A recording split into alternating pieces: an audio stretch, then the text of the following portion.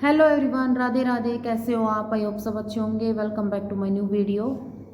तो गाइस, पिछली वीडियो में मैंने आप सबको बताया था कि मेरे पति जो हैं वो काउंसलिंग पे आते थे। उससे पहले भी एक काउंसलर से मिलके आते थे, मतलब अपनी चाची से, मौसी से मिलके आते थे। वहाँ से सारी शिक्षा लेके आते थे कि वहाँ पे जाके क्या क्या बोलना है। तो गाइस, वहाँ पे आके वो सब बातें बोलता जो वो सिखा के भेजती थी। तो लेकिन ये था कि जो वो बातें वहाँ पे बोलता था, उन बातों का मेरे साथ जो उसने मारपीट की उससे कोई लेना देना नहीं था, दूर दूर तक। वो कुछ और ही बातें करता था, बात कुछ और ही थी। तो फिर सर ने उसको डांटा भी कि ये क्या मैटर है इसका, इसकी मार पिटाई से या फिर पैसों से क्या लेना देना है। तो फिर पहली काउंसलिंग पे तो सर ने उसको डांट के ऐसे भगा दिया था कि ये कोई तरीका नहीं है बात करने का। मतलब मैं पैसों का जिक्र करती, मेरी मारपीट का जिक्र करती, जो मेरे साथ हुआ है। सर ने मुझसे पूछा तो मैंने वही बताया, लेकिन वो कुछ और ही बातें उठा के लेके आ रहे थे, क्योंकि उसको तो भेजा गया था ना सिखा के कि वहाँ पे ये सब बोलना। तो फिर पैसों के मुद्दे को दबा देना और इन बातों को उठा देना ताकि पैसों का जिक्र भी ना आए। तो गाइज, दूसरी काउंसलिंग पे जब वो आया तो पहली काउंसलिंग पे तो सर ने बोल ही दिया था कि इन बातों का क्या मैटर है, तो वो बातें नहीं उठाई। दूसरी काउंसलिंग पे उसने क्या बातें उठाई कि सर ये इंस्टाग्राम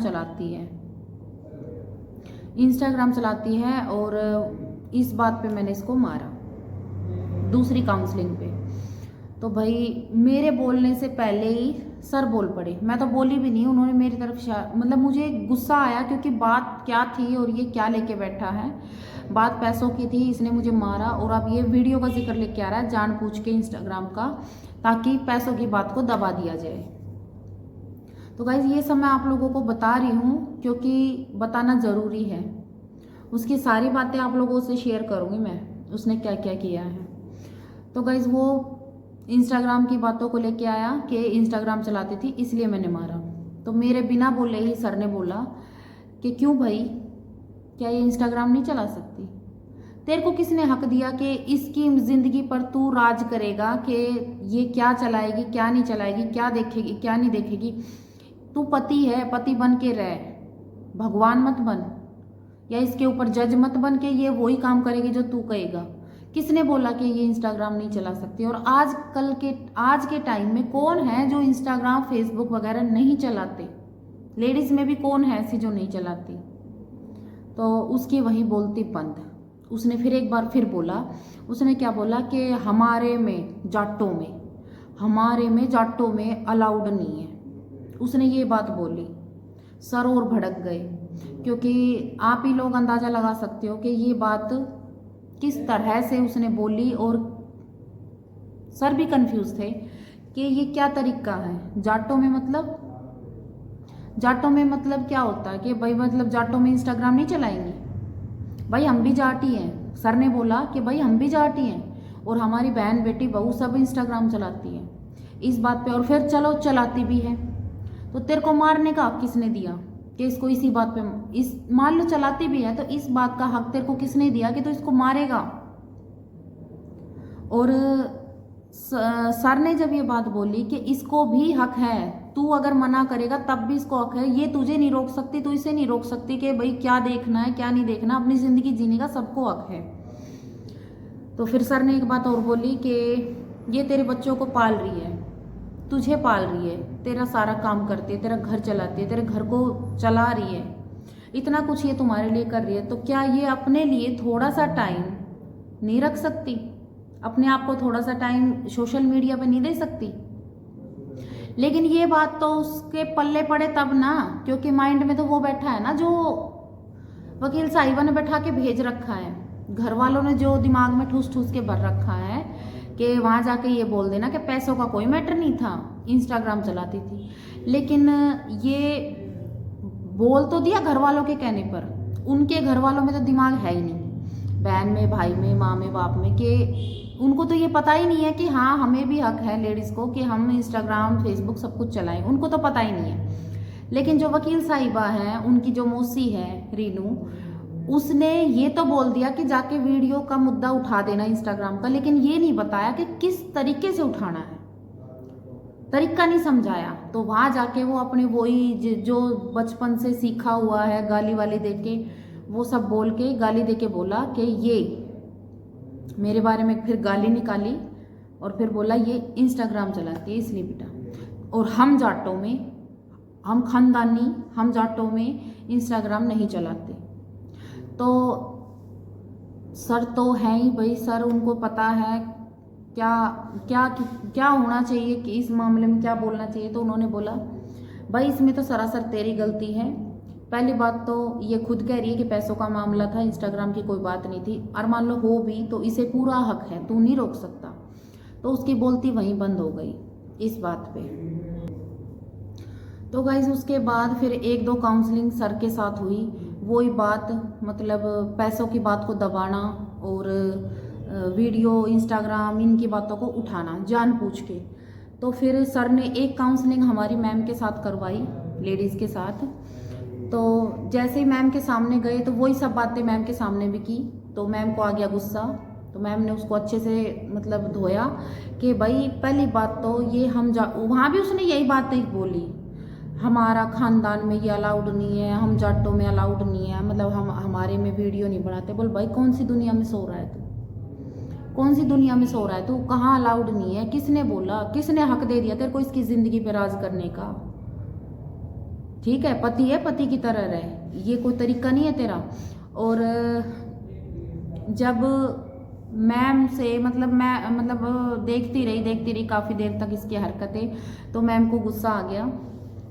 क्योंकि वहाँ पे ना एक तो आदमी अपने मन से कोई बात बोल ले कि हाँ भाई मुझे इस बारे में ये बात बोलनी है, एक 4 लोग, एक तो अपनी बहन की बातें सुनकर, एक भाई की बातें सुनकर, एक माँ की, और एक सबसे स्पेशल जो मौसी है उसकी चाची है जो उसकी, वो तो मेन हेड है, इन चारों की बात सीख के वो जाएगा। तो कोई भी इंसान हुआ, एक तो अपने मन से कोई बात बोलनी हो तो वो बेधड़क बोल देगा, लेकिन जो 4 लोगों की सिखाई हुई बातें जाकर बोलेगा तो उसमें आदमी हड़बड़ा जाता है। तो वो वही काम हुआ वहाँ पे, वो हड़बड़ा गया। मैम समझ गई, तो मैम ने उससे सीधा एक सवाल पूछा कि लास्ट पूछ रही हूँ, बाकी सब बातें छोड़, तूने पैसे लिए हैं या नहीं लिए, बस साफ सीधी बात है। तो उसने गाइस उस टाइम वो मैम ने जैसे जोर से गुस्से में ये बात बोली तो वो हड़बड़ा गया, और हड़बड़ाहट में उसने क्या बोला कि पैसे तो लिए हैं लेकिन मैंने नहीं लिए, मैं नहीं लाया, पैसे तो आए हैं लेकिन मैं नहीं लाया, ये लेके आई है, ये लेके आई है, इसने अपने घर में लगाए हैं, मतलब अपना घर बनाया है। तो मैम ने बोला कि अपना घर मतलब कौन सा? तो उसने बोला वही घर। तो मैम ने बोला जहाँ तू रह रहा है? बोले हाँ।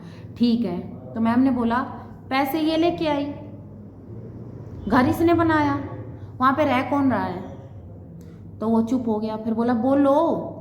फिर उसने बोला मैम मैं रह रहा हूँ। अच्छा। बोले पैसे ये लेके आई, घर इसने बनाया, और घर से यही बाहर है, तू घर के अंदर है, पैसे फिर भी यही देगी, ये कौन सा तरीका है? तो गाइज वो वहीं पे फंस गया। तो बोला कि मैंने मना कब किया है? मैम के सामने बोला कि मैंने कब मना किया है, मैंने देने के लिए कब मना किया है, लेकिन लेके यही आई थी।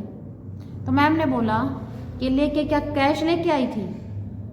तो बोला कि नहीं अकाउंट में आए थे। बोल अकाउंट में आए थे तो किसके अकाउंट में आए थे? बोल मैडम मेरे अकाउंट में आए थे। तो मैडम फिर से गुस्सा। वही बात है ना, बात अगर बंदा अपने हिसाब से बोले ना तो बंदा कभी गलत नहीं होता, लेकिन वो तो 4 लोगों की सिखाई हुई बातें जाके बोलता था ना। तो अब मैम ने पूछा साफ सीधा सवाल कि किसके अकाउंट में आया था? उसने बोला मैम मेरे अकाउंट में आया था, मतलब मेरे पति के अकाउंट में आया था। तो मैडम ने बोला वाह बेटे बहुत अच्छी बात है, पैसे ये लेके आई, अकाउंट में तेरे आए, घर तेरा बना, रह तू रहा है, ये रह भी नहीं रही, ये घर से बाहर है, फिर भी पैसे तू नहीं देगा ये देगी। तो फिर बातों में मैम की बातों में जो थी वो पकड़ थी। तो फिर ये आया थोड़ा आट में, तो क्या बोला कि मैंने मना थोड़ी ना किया है, मैंने मना नहीं किया, मैं दे दूंगा। तो फिर मुझे भी ये लगा कि हाँ शायद अब हाँ भरी है तो शायद दे देगा पैसे, और भी कुछ नहीं तो चलो कैसे भी करके पैसे तो देगा, कम से कम इसके मुंह से निकला तो सही। लेकिन गाइज ये मेरी गलत फहमी थी, उस बंदे के मुंह पे कुछ और था, जुबान पे कुछ और था और माइंड में कुछ और ही था। मतलब ये मेरी गलतफहमी थी कि मुझे लगा उस टाइम पे कि हाँ पैसे दे देगा, लेकिन ऐसा कुछ नहीं था। तो गाइस उसके बाद जैसे ही मैम ने ये बोला ठीक है ये घर में रहेगी और तुम पैसे दोगे, मैम ने खाली इतना ही जिक्र किया था कि ये उसी घर में रहेगी और तुम पैसे दोगे, तुम्हारी लड़ाई खत्म है। फिर लड़ाई किस बात की है? तो इतनी देर में मेरे जो ससुर पास खड़े थे वो चिल्ला के बोले कि कौन सा घर? मेरे ससुर प्रहलाद सिंह चिल्लाकर बोले कि कौन सा घर, वो घर तो अब मेरा है, मैं नहीं दूंगा किसी को भी, घुसने भी नहीं दूंगा किसी को, वो मेरे नाम है, मैं नहीं दूंगा किसी को भी। ये बात मेरे ससुर ने मैम के सामने बोली। तब मैम ने इतनी बात तो मैम ने हाल फिलहाल उसी टाइम बोल दिया था कि अगर इन बच्चों का घर बस जाए तो आप जैसे लोग नहीं बसने देंगे। अगर घर में आप जैसे बड़े बुजुर्ग हो जाए ना तो किसी का घर नहीं बसेगा बच्चों का। तो गाइज इसके बाद फिर मैम ने मुझसे पूछा, मेरे पति की जो दोगली बातें थी वो भी देख ली थी मैम ने, और मेरे ससुर को तो देख ही लिया था। उनके बारे में तो सर का भी यही कहना था और मैम का भी कि ऐसे लोग बच्चों का घर नहीं बसने देंगे। तो फिर मैम ने सारे हालात देखने के बाद मुझसे उसी के सामने ये बात पूछी थी कि बेटा आप क्या चाहते हो? तो मैंने सिर्फ एक ही बात बोली थी कि मैम मुझे इनका कुछ नहीं चाहिए, मुझे खाली मेरे बच्चों के और मेरे सिर्फ कपड़े चाहिए, कपड़े। और जो मेरे भाई से पैसे ले रखे हैं इस बंदे ने वो पैसे चाहिए, क्योंकि मेरे भाई ने बड़ी मेहनत की कमाई है, वो मेरे भाई ने बड़ी मुश्किल से वो पैसे करके दिए थे। अगर मेरा भाई अपना दूध का बिजनेस शुरू नहीं करता, अपना दूध का काम स्टार्ट नहीं करता, घर घर जाके दूध नहीं उठाता, शहर में जाके दे के नहीं आता, दिन रात मेहनत करता नहीं, तो उसके बच्चे तो सड़क पे आ गए होते। उसको तो एक एक रुपए के लिए मोहताज हो जाना पड़ता। अगर वो उस टाइम पे पापा जाने के बाद जब पेंशन लोन में कट रही थी तो मेरा भाई तो एक एक रुपए के मोहताज हो जाता अगर वो अपना काम स्टार्ट नहीं करता। तो मेरे भाई की बड़ी मेहनत की कमाई के पैसे हैं, वो पैसे चाहिए मुझे, और मेरे कपड़े चाहिए, और मेरे बच्चों के कपड़े चाहिए, और मुझे इस बंदे से कुछ नहीं चाहिए, कुछ भी नहीं चाहिए। मैंने सिर्फ मैम को एक बात बोली थी। तो गाइज मैम ने मुझे ये बोला था कि बेटा नेक्स्ट काउंसलिंग में आप अपने कपड़ों की और जो भी आपका थोड़ा ये पैसे वैसे हैं इनकी लिस्ट ले आना। तो जब नेक्स्ट काउंसलिंग आई तो मैं जो कपड़ों की थी और जो मतलब पैसों की जो लिस्ट थी वो मैंने मैम को दे दी। तो जैसे ही मैंने लिस्ट पकड़ाई तो वो आदमी चिल्लाने लगा, ज़ोर ज़ोर से चिल्लाने लगा, उठ के बैठ के। तो मैम ने उसके हालात पहले भी देख लिए थे, उस दिन भी देख लिए। तो मैम के सामने उसने क्या किया कि जैसे वो मुझे घर पे गालियां देते हैं ना, जिन गालियों की मुझे आदत हो गई, शुरू में जब शादी हुई थी तब वो गाली देते थे तो मुझे महसूस होता था, मैं उसको बोलती थी कि गालियां मत दो। तो उस टाइम ये था कि बच्चे हुए नहीं थे, मान भी जाते थे। लेकिन जैसे जैसे बच्चा बेटी हुई फिर थोड़ी थोड़ी देने लगे, बेटा हुआ तो मतलब वही बाप वाली आदत ले ली, जो उसका बाप देता है ना, मेरे ससुर जो देते हैं गालियाँ, वही रफ्तार पकड़ ली गालियों की। तो अब क्या होता है कि जो 1 साल सुनेगी, 2 साल सुनेगी, 3 साल, 4 5 साल 6 साल ऐसे सुनते सुनते एक आदत हो जाती है गालियाँ सुनने की। तो वही आदत मुझे हो चुकी थी। तो काउंसलिंग के दौरान जब वो मुझे गालियाँ दे रहा था, जैसे उनकी तो वो नॉर्मली गालियाँ हैं, अब मैं यूट्यूब पे दे भी तो नहीं सकती वो गालियाँ। तो उसने मुझे गाली देख के बोला कि ये ऐसे गाली दे के कैसे कर सकती है। बीच में गाली दी थी, लेकिन मैं अभी यूट्यूब पे आप लोगों को बता नहीं सकती। तो उसने ऐसा 3 बार किया। अब मैम एक बार तो उसकी तरफ देखे, एक बार मेरी तरफ देखे। मैं सोचूं मैम क्या देख रही है, मतलब मुझे तो हो रखी ना आदत गालियों की। तो मैम ने बोला प्रियंका इसने क्या बोला? तो मैंने बोला मैम क्या बोला इसने, ये बात बोली? बोले नहीं, वो बीच में वो क्या वर्ड बोला? तो मैंने बोला मैम मुझे तो ध्यान नहीं है, ये बात बोली। फिर मैम ने 2-3 बार मुझसे पूछा था कि मैंने बोला मैम मुझे समझ नहीं आ रहा आप किस बारे में बात कर रहे। तो उसने मैम ने डायरेक्ट उससे पूछा कि क्या तुमने ये बात बोली, ये वाली गाली दी है? तो उसने क्या बोला, मैम मुझे आदत है। फिर मैम ने मुझसे पूछा प्रियंका क्या ये गालियाँ पहले से देता है? मैंने बोला हाँ मैम, ये तो आदत हो रखी है, मुझे तो ध्यान भी नहीं रहा ये गालियाँ दे रहे हैं, क्योंकि मुझे इतनी ज़्यादा आदत हो गई इनकी गालियों की कि मुझे पता ही नहीं चलता कि बात बातों में गालियाँ भी दे रहे हैं मुझे। तो मैम ने बोला प्रियंका तूने कैसे झेला, तू 10 साल इसके साथ कैसे निकाल लिया ये बता। ये बंदा यहाँ काउंसलिंग के दौरान मेरे सामने तुझे इतनी गालियाँ दे रहा है, तो ये पीछे से क्या करता होगा। ये बात बोली मैम ने। तो वो बंदा क्या बोला कि नहीं मैम, ये तो छोटी मोटी तो हमारे मुंह से निकल जाती है। बोले भाई तेरे मुंह से बहुत, मैं फिर भी ये तेरे पास रह रही थी 10 साल से, फिर भी तूने इसकी क्या कदर की। तेरी गालियां बर्दाश्त करे, तेरे बच्चों को पाले, तुझे संभाले, तेरे घर को संभाले, और फिर तूने इसके साथ ऐसा किया। और मैं तो देख रही हूँ तेरे तो हालात एक दिन भी कोई ना रुके तेरे साथ, तो जिस हिसाब से तू गालियां देता है, ये तो फिर भी 10 साल निकाल के आ गई तेरे साथ। तो मैम खुद से ही मतलब इतनी शॉक्ड हो गई कि तू इसके साथ कैसे। मैम का सिर्फ उस टाइम 1-2 बार मेरे से सिर्फ एक ही सवाल पूछा मैम ने कि प्रियंका तू इसके साथ रह कैसे गई 10 साल, और फिर बच्चों पर भी क्या असर पड़ेगा इनकी गालियों का। तो मैंने बोला मैम ये क्या पेट में ही थोड़ी ना सीख आए थे, इसके बाप ने इसके सामने गाली दी तो इसने सीखी, अब इसके सामने मेरे बच्चे देखेंगे तो वो भी सीखेंगे।